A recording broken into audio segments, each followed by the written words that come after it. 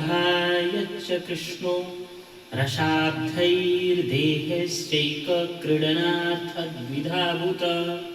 राधा और कृष्ण जो हैं ये एक ही हैं।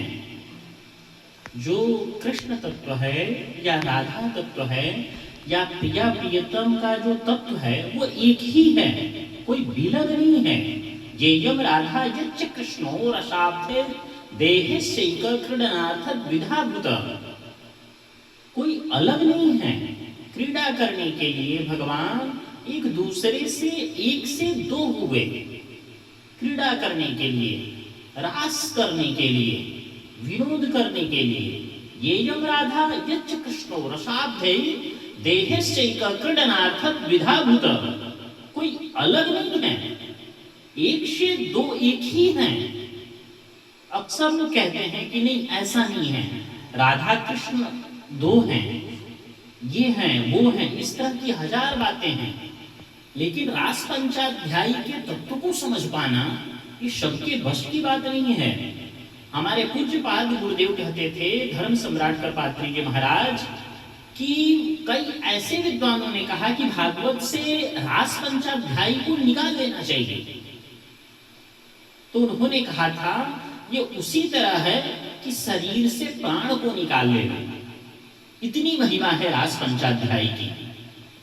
रास पंचाध्यायी ही आप निकाल लेंगे तो बचेगा क्या उसमें? वो भागवत का प्राण है। हाँ, लोग न समझ पाए तो ये लोगों की कमी है। अब सामान्य व्यक्ति को आप रॉकेट साइंस समझाएंगे तो क्या वो समझ पाएगा? वो नहीं समझ पाएगा रॉकेट साइंस को।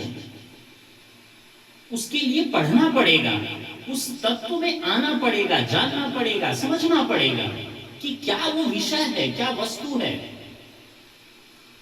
अब आप प्रेम मार्ग को, भक्ति मार्ग की चरम सीमा है, उसे आप नहीं जानते और राधा कृष्ण के विषयों को सुन करके आप इस तरह के जो है कि अनर्गल बातें या अनाप शनाप सोचना, चिंतन मनन करना, ये एक वृथा मूढ़ता है, पागलपन है।